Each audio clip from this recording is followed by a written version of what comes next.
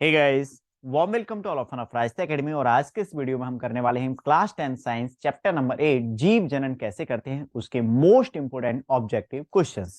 तो स्टार्ट करते हैं बेटा क्वेश्चन नंबर फर्स्ट से। तो क्वेश्चन नंबर फर्स्ट क्या है?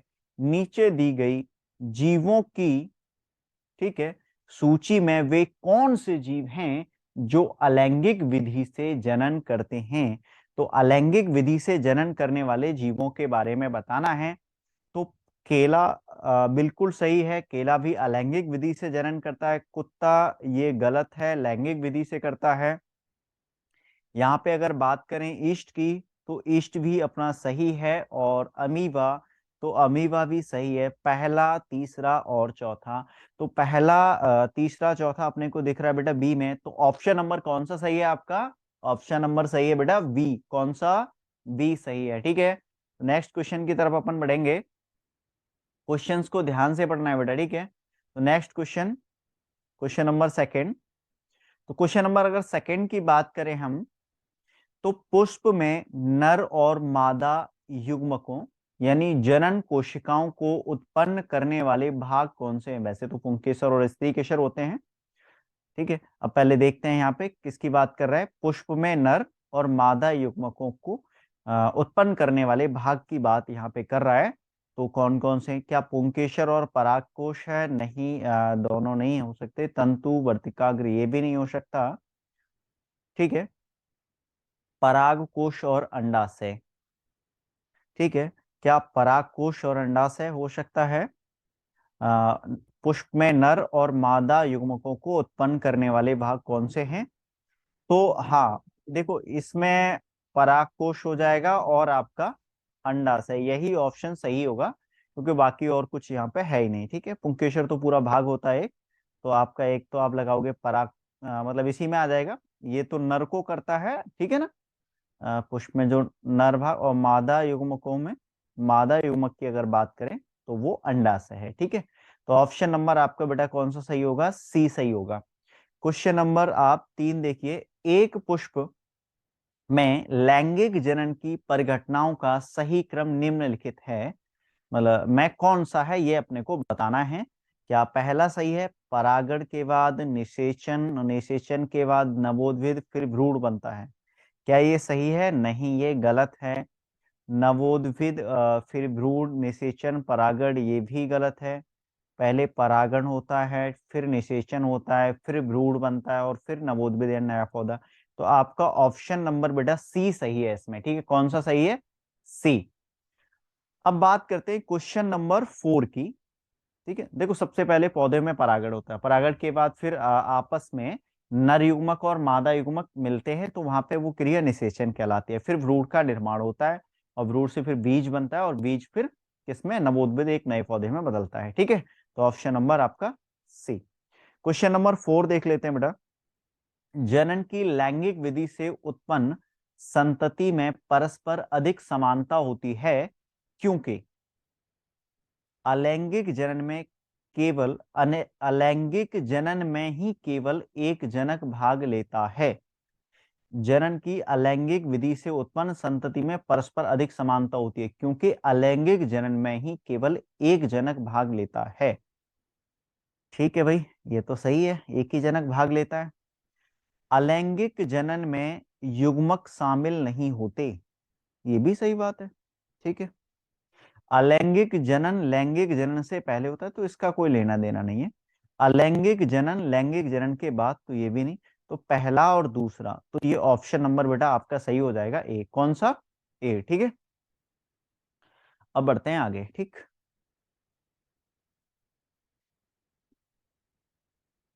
क्वेश्चन नंबर 5 देखते हैं। क्वेश्चन नंबर अगर 5 की बात करें, तो जनकों से संतति में संप्रेषित होने वाले लक्षण किसमें विद्यमान होते हैं? क्या कोशिका द्रव्य में होते हैं, ठीक है, या फिर राइबोसोम में होते हैं, या फिर गाल्जी काय में होते हैं? गाल्गी काय या गाल्जी काय होता है, ठीक है, या जीन में? तो बेटा जीन है, सबको पता है ना, जीन डीएनए, ठीक है। यहाँ पे जीन है तो आप जीन टिक करोगे, ठीक है। जनकों से संतति में संप्रेषित होने वाले लक्षण क्या प्रदर्शित करते हैं? केवल जनकों से समानताएं, केवल जनकों से विविधताएं, जनकों के साथ समानताएं और विविधताएं, ना समानताएं और ना विविधताएं। तो इसमें बेटा आपका होगा सी होगा। कारण देखो, एक तो जनकों के साथ समानताएं भी दिखाते हैं और विविधताएं, दोनों चीजें है ना। अब हम अपनी बात करें तो हम में और पेरेंट्स में कितने समान लक्षण हैं और कितने अलग हैं, ठीक है, तो ये आपको ध्यान रखना है। क्वेश्चन नंबर 7 देखते हैं बेटा। अमीबा, स्पाइरोगायरा और ईस्ट में जनन की सामान्य विशेषता क्या है? ये एक ही प्रकार के जनन होते हैं तीनों में। क्या है?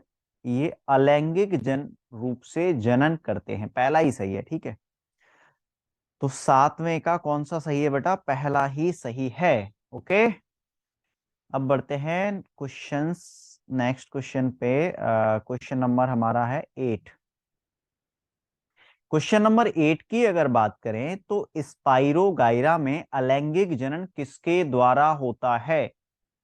स्पाइरोगा तंतुओं को छोटे छोटे टुकड़ों में तोड़कर, यही सही है। स्पाइरोगाइरा में तो यही होता है ना, तालाब में होता है, ठीक है, काई टाइप का बोलते हैं ना, इस तरह से इसका एनसीईआरटी में चित्र दे रखा है, उसके बहुत सारे, ये ठीक है, इसमें बीच में वो है, ऐसे ऐसे करके प्लेट सी बनी है, ठीक है। तो स्पाइरोगाइरा में तंतुओं को छोटे छोटे टुकड़ों में तोड़कर, ये ध्यान रखना बेटा ऑप्शन नंबर पे। अब आ जाओ क्वेश्चन नंबर 9। प्लाज्मोडियम है, मलेरिया का परजीवी है। एक कोशिका, प्लाज्मोडियम में एक कोशिका के अनेक कोशिका में विभाजित होने की क्षमता को क्या कहेंगे? मुकुलन कहेंगे? नहीं। न्यूनकारी विभाजन? नहीं। द्विविभाजन? नहीं। बहुविभाजन कहेंगे। क्या कहेंगे? बहुविभाजन। Question number 10। पुष्पी पौधों में जनन अवस्थाओं का सही क्रम कौन सा है? अब देखो, क्या पहले युग्मक बनते हैं? हाँ, युग्मक के बाद युग्मनज बनते हैं, फिर भ्रूण और फिर नवोद्भिद। यही सही लग रहा है, देखो ये सही है। जब एक तो इसमें 4 हैं तो पहला सही लग रहा है, तो पहला ही सही है, बाकी युग्मनज युग्मक भ्रूण ये तो वैसे भी गलत है, ठीक है। पहले युग्मक बनते हैं, तो आपका पहला ही सही है, ठीक है। आप इन क्वेश्चंस को बार बार पढ़ें, ठीक है। और टेलीग्राम ग्रुप का लिंक दे आपको मिल जाएगा डिस्क्रिप्शन में, वहां से आप पीडीएफ भी डाउनलोड कर सकते हो, ठीक है। तो क्वेश्चन नंबर अगर 11 की बात हम करें तो एक स्पीसीज के जनकों और संततियों में गुणसूत्रों की संख्या किसके कारण नियत बनी रहती है? ऑप्शन नंबर ए की बात अगर हम करें तो ऑप्शन नंबर ए में कह रहा है युग्मनज के बनने के बाद गुणसूत्रों की संख्या का दोगुना हो जाना। नहीं, ऐसा नहीं होता है, ठीक है। युग्मक बनने के दौरान गुणसूत्रों की संख्या का आधा रह जाना, युग्मक बनने, हाँ बिल्कुल बेटा, युग्मक जब बनते हैं ना, जैसे 46 होते हैं ना पेरेंट्स में, अ, जैसे मेल में 46 और फीमेल में भी 46, तो कितना कितना आता है युग्मक जब बनता है? 23 इससे आता है, 23 इससे आता है, और मिलके अपना 46 हो जाता है, ठीक है। तो युग्मक जब बनता है, तो ये युग्मक बना है यहाँ पे, ठीक है, युग्मक बनेगा इससे 46 से, तो ये 23 आधे हो जाते हैं, तो ऑप्शन नंबर आपका बी सही है, ये ध्यान रखना, ठीक है। अब बढ़ते हैं आगे, क्वेश्चन नंबर 12। अगर क्वेश्चन नंबर 12 की बात करें बेटा, तो राइजोपस में उन नलिकाकार सूत्र जैसी संरचनाओं को क्या कहते हैं जिन पर बीजाणु धानियां लगी होती हैं? तंतु कहते हैं? नहीं, इसको ध्यान रखना, इसको कहते हैं बेटा हाइफे, ठीक है। ये थोड़ा अजीब सा वर्ड लगेगा, एनसीईआरटी पढ़ोगे तो उसमें आपको नहीं दे रखा है, तो इसको आप अच्छे से ध्यान रखना, ठीक है। क्या है? हाइफे कहते हैं, ठीक, ध्यान रखना है आपको। क्वेश्चन नंबर अगर हम 13 की बात करें तो कायिक प्रवर्धन द्वारा नए पौधे निम्नलिखित में से किससे बनते हैं? कायिक प्रवर्धन द्वारा, क्या तना, जड़ें, पुष्प? पुष्प इसमें है तो ये सही नहीं है, ठीक है ना, पुष्प है तो सही नहीं है। और तना, जड़ें और पत्तियां, ऑप्शन नंबर अगर बी की बात करें तो तना भी सही है, जड़ और पत्तियां, तो ऑप्शन नंबर बी आपका सही होगा। क्वेश्चन नंबर 14 की बात कर लेते हैं, तो इसमें अपने को थोड़ा सा ऑप्शन देख लेते हैं, ठीक है। तो डबल रोटी के स्लाइस पर कवक का तीव्र गति से फैलने के लिए उत्तरदायी कौन से कारक हैं? ये ध्यान रखना है। तो देखो, सबसे पहला इसमें क्या है? बड़ी संख्या में बीजाणुओं का होना, डबल रोटी में नमी व पोषकों की उपलब्धता, नलिकाकार शाखित हाइफे की मौजूदगी, गोलाकार बीजाणुधानी का निर्माण। तो इसमें आपको बेटा कौन कौन सा ऑप्शन सही लग रहा है?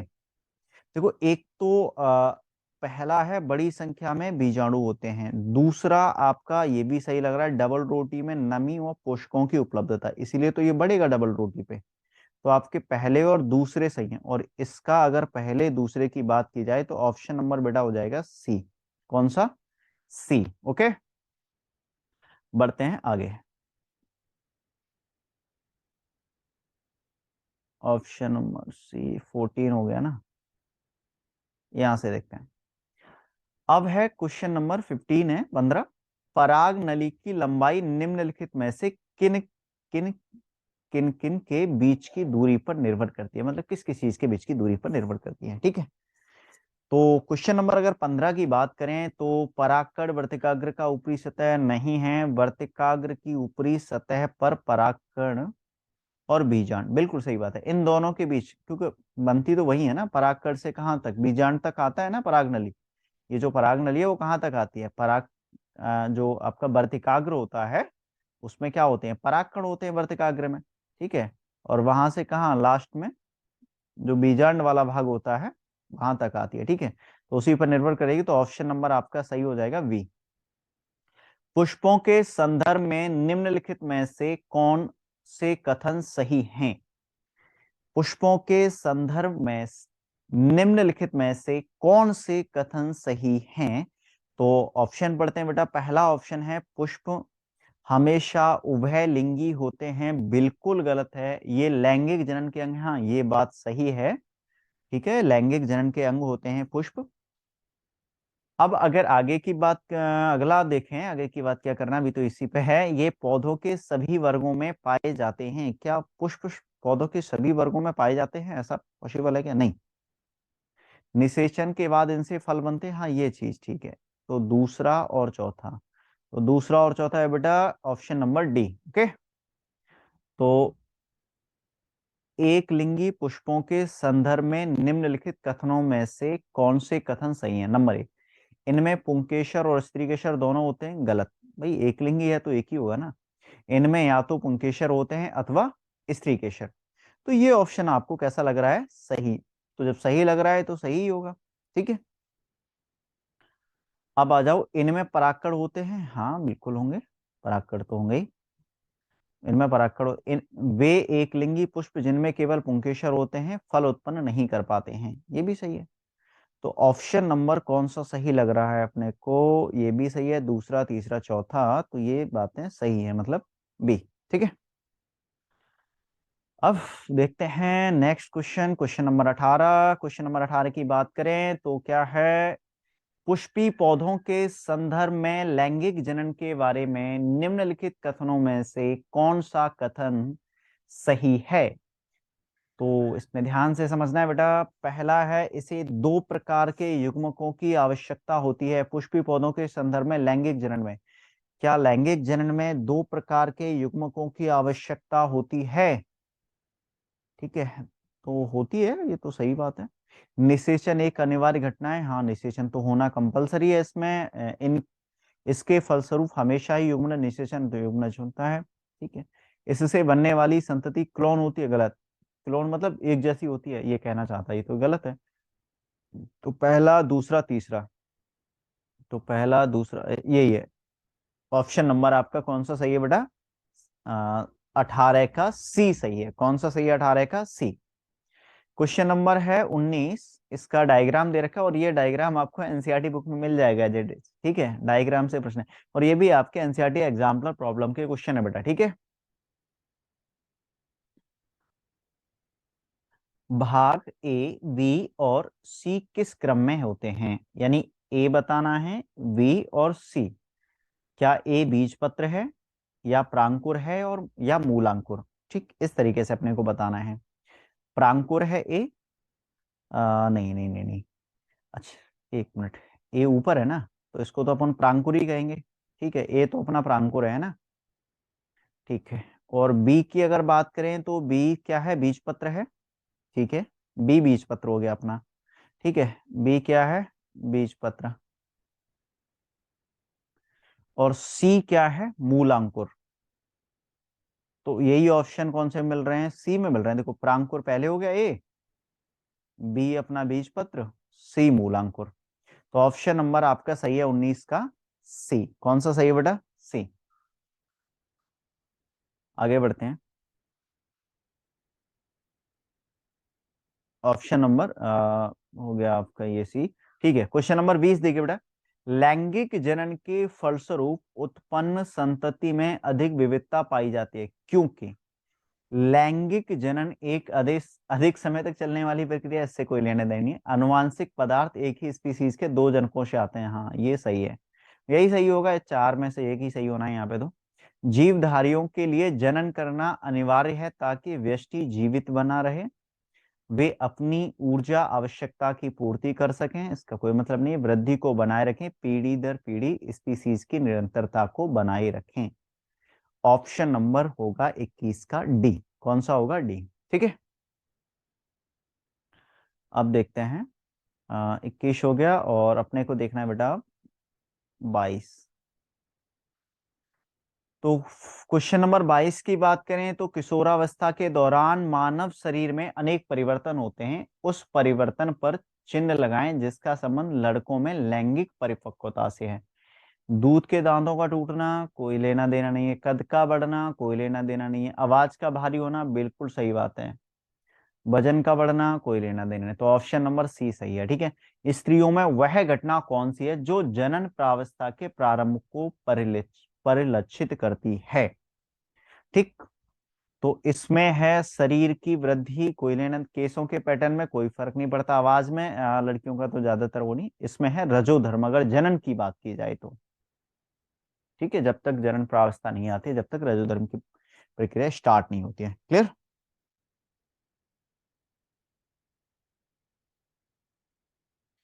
क्वेश्चन नंबर 24 की बात कर लेते हैं भाई, क्या कह रहा है। पुरुषों में वृषण वृषण कोष के भीतर स्थित होते हैं क्योंकि इससे सहायता मिलती है मैथुन क्रिया में, नहीं शुक्राणु बनने में। हाँ शुक्राणु बनने में। ठीक है, ऑप्शन नंबर कौन सा सही होगा, बी।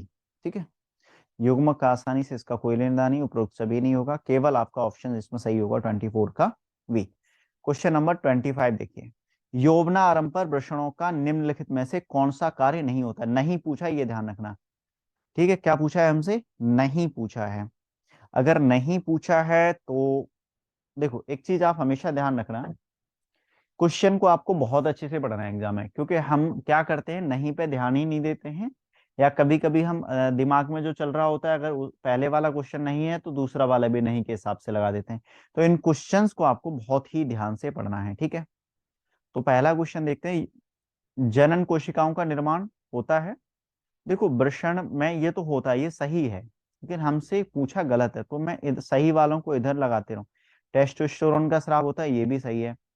अपरा का विकास होता है क्या, नहीं, ये तो किसमें होता है, ये होता है अपरा मतलब प्लेसेंटा, लेडीज में। तो एक तो ये गलत है, तो हमारा एक तो ऑप्शन ये सही है जो क्वेश्चन के हिसाब से पूछा गया।